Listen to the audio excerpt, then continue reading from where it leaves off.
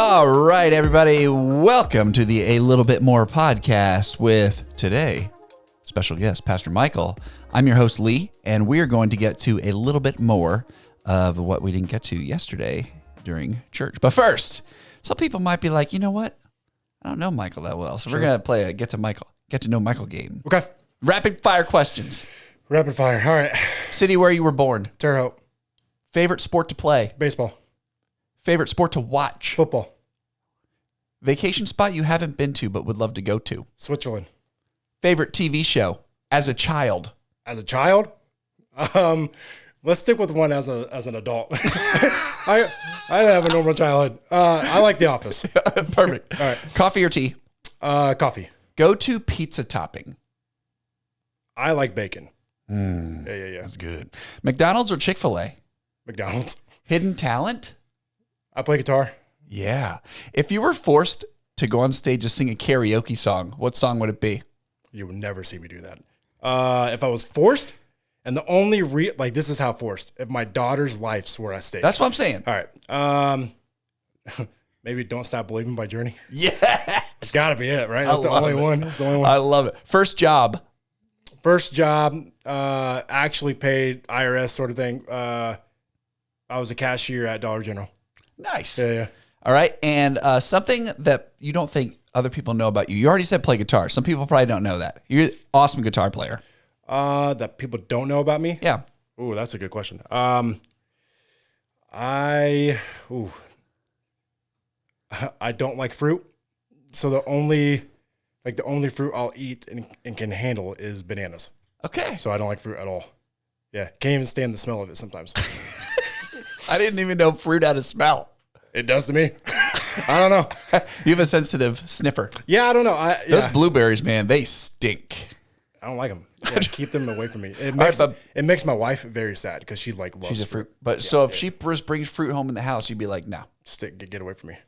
Yeah. All right. Hey, that's a little bit more Yeah. of getting to know Michael. Anyway, hey, thanks for joining us today. You're going to be with us for a couple weeks here. Yeah. And every week we're going to just dive into maybe some stuff you didn't get to share during your message. So what do you got for us today? Yeah. I mean, the way I prep, I like to be pretty calculated in most of the stuff that I put on there. And so my prep time takes a long time, probably more than average, just because I try my best to get everything in that I really want to say. So for the most part, I got everything in there. I think it's just a good reminder of a few things. One, if you look in the book of Acts, the really cool part, like we didn't get to cover this, but the first 5 chapters of Acts, it starts off. So this is Luke writing Acts, right? And Luke starts off in the first verse in chapter 1 of writing. He says, this is just the beginning of what's happening, right? And so Jesus ascends. He's physically not there anymore. And then all of a sudden we have the Spirit dwelling within us. And so they're sitting there thinking like, well, Jesus is physically gone now. What is there to do?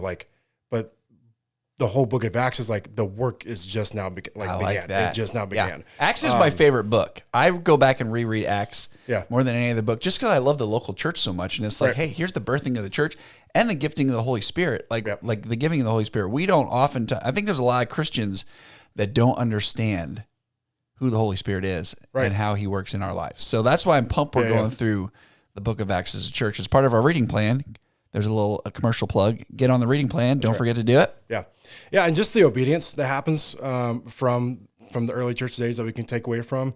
And even in Acts 6, so we just talked about that yesterday. And so we covered the first half of Acts chapter 6. Now, I know a big part of Acts chapter 6 is Stephen's arrest. And so we're going to cover that next week as we talk about Stephen's martyr. So he's the first martyr recorded in the scriptures for us.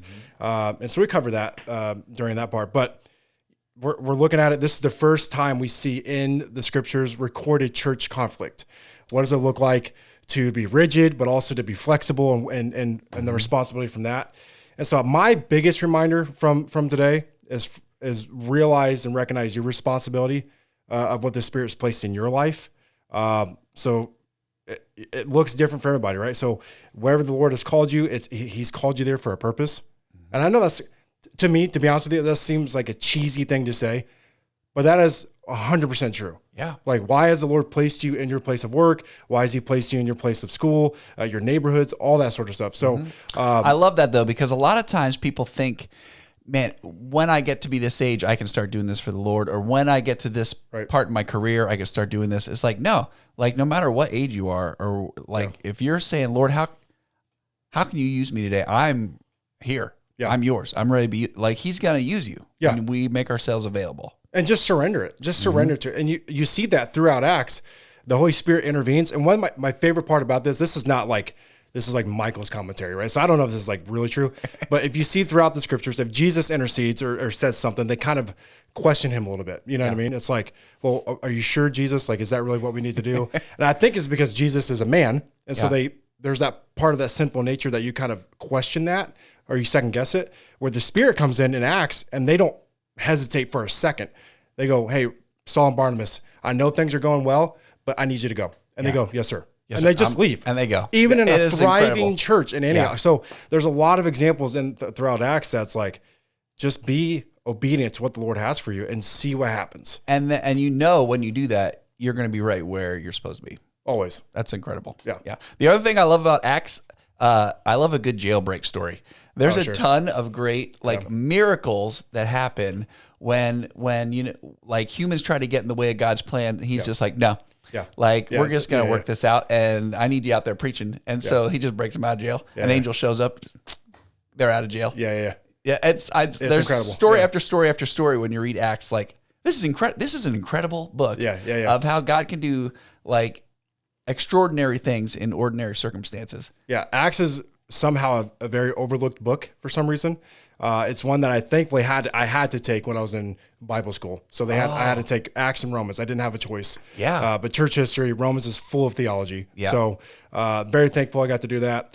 And it's always a book that I go back to. And it's easy to go back to. And so hopefully, I wish we could spend like a whole year throughout Acts, because you easily could. Easily. I mean, I'm covering a couple verses at a time for 30 minutes. I'm not even really getting everything. Yeah. Well, again, that's another good plug for the reading plan. Like, we should all be reading. We should have already read the first chapters of Acts and have come prepared. Now we're on to the next little chunk here. So I hope y'all are enjoying that. And then when you come on Sundays, it's really cool to say, man, that's familiar. Like, I already read that. Like, now we can dig a little deeper on that stuff. So that's very cool. So anything else? That's it. All right. So last thing, a little bit more, get to know Michael. The Olympics are going on now.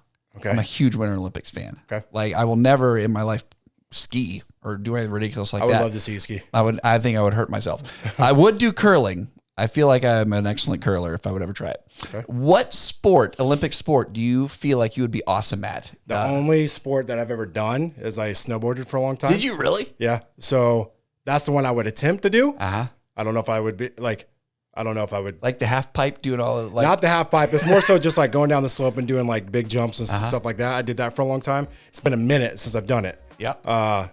But I mean, I guess snowboarding. I love it. Yeah. That's excellent. Hey, have fun watching the Olympics. Thanks for leading us through Acts. Yep. And we'll see y'all next week for a little bit more of a little bit more. Take care. Thanks, Michael.